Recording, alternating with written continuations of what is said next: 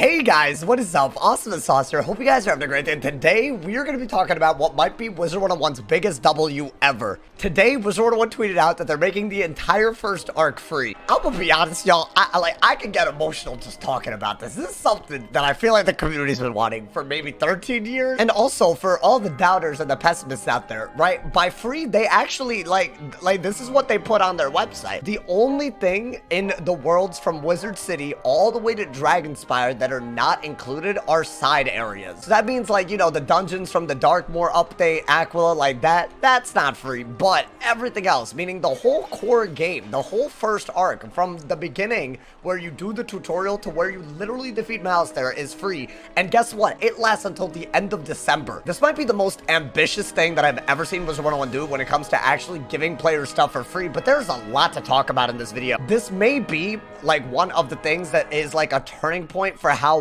Wiz actually goes about marketing in general, but also I think it says a lot about the current state of the game and how Wiz is doing. So a couple of things right off the bat. The timing makes me think that this has been a very good year for Wizard101. I mean, obviously they put out a huge Spellman update that actually really restored a lot of the pay-to-win spells into a non-pay-to-win position. They had a huge raid update, and almost as if by a miracle, they had a ton of media attention because of the hacking stuff right before the biggest world release with some of the most mechanics and the best cinematics that they've ever released, like ever, with Novus. That's a lot to happen in a year, and I don't think they were unintelligent about what they did during that time. During that time, they had multiple instances where Wizard City was free, and they had a huge period of time where everyone had free membership. And I have a feeling, could be wrong, hopefully I'm not, I have a feeling during those free periods and during, like, you know, the free membership stuff, I feel like they actually ended up making a lot more money than expected. I think what they started to realize is that in the absence of a membership and in the absence of having to pay for zones and unlocking the first areas, people actually do make purchases in this game. No, sometimes, you know, it's because they want to train a pet. Sometimes it's because they want to look cool. Sometimes they want to open a pack.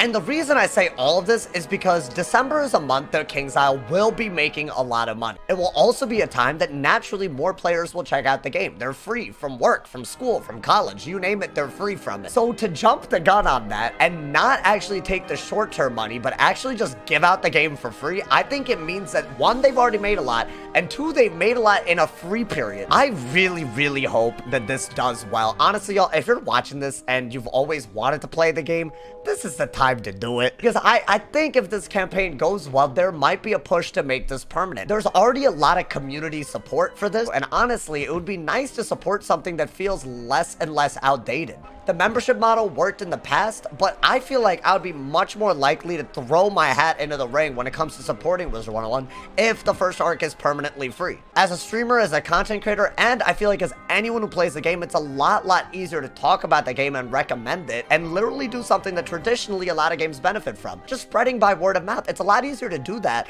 when 20 minutes into the game there isn't a gigantic paywall. But speaking of outdated, I wanted to talk about one other thing in this video that I hope that they take advantage of. And that's the fact that this update brought the biggest mechanics change we've ever seen, which is Archmastery. You can literally change what pips you get. You can use any sort of spell that you want. And why do I think this is important? Even in the context of level 1 through 50 questing, which is what the first arc is when it's free, you still could have access to Archmastery if you actually happen to get an Archmastery jewel. And I think introducing even a small tutorial just when the player hits level 15, super optional, meaning they can fully ignore it if they need to, but even slightly introducing that would be really cool, because I think that for returning players, it would be really cool to see that the game that they grew up and loved and grew nostalgic over, that game is still here. And honestly, if anything, they've retextured areas, made it look cleaner, but it's still there. But Wizard101 is taking it to another level with a lot of their spells, a lot of how you fight, a lot of what it means to be a wizard. I think while the game is free and explorable in the first arc,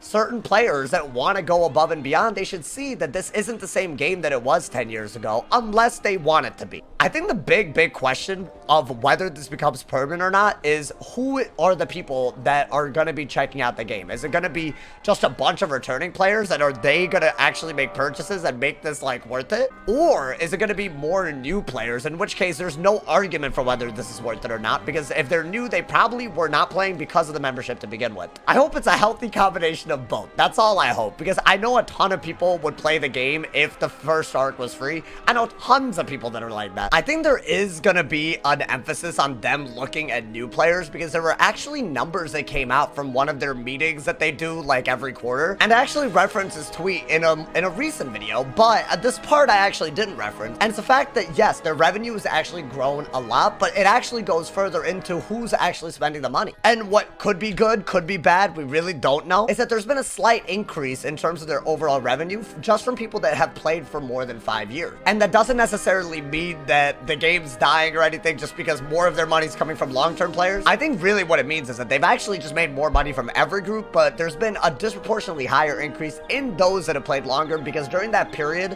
where they gave out free membership, they probably spent more because they never experienced that much free stuff in the game until that point. That's what I think, but I do think that that pattern could get a little iffy if it continues like too crazily. Like if that 50-something% number becomes like 70 or 80%, then you're looking at a game that's not attracting enough new players, and that's probably because of a paywall that's way too early. So I do think a big part of this campaign, a big question mark on this campaign, is of the new players that join, how many of them are going to stay, how many of them are going to like the game enough, and how many of them are going to like choose to support it. I really hope that a lot of people that get to like enjoy the game actually do like, you know, stay. And I think this is really going to put into question one of the things that a lot of players like have sworn by. And I'm one of them. That's why I feel like this is such like a nerve-wracking moment for me, especially as someone, I don't like, I've been talking about like how, in my opinion, I feel like if people were to experience the game through mouse there, they would have enough of a taste of the game for a lot of them to stay and actually experience the membership life. And if the players are right about that one, we could be seeing a new age of Wizard101 in general, where tons of people have no barrier of entry for starting to play the game,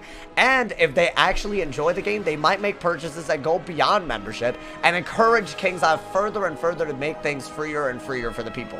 All I can say is I really hope they nail the messaging when it comes to this. I mean, the Archmastery stuff is one thing, but also just the fact that there's tons of things that you still can do for free on this game. There's Beast Moon, which is literally utterly free no matter what level you are. There's PvP, which even after you run out of membership, you can still do for free now. And of course, there's a whole set of side activities that, you know, if you like it, like decorating, fishing, gardening, you know, like if you like that type of stuff, you can also do it. I hope that, I don't know, like, if they do get an influx of people, I hope that they actually give people a reason to stay beyond the free period, because I think that will be the most successful outcome for Wiz. Let me know what you guys think about this news in the comments, man. I think a lot of people are going to be excited about it. I hope, you know, if this is the first time that you've heard about this, I hope you try out the game. As always, drop a like if you enjoyed, leave us a review. I look forward to reading all of your comments. This is a first of a kind thing, so I hope y'all as excited as I am. As always, y'all stay awesome. See y'all soon.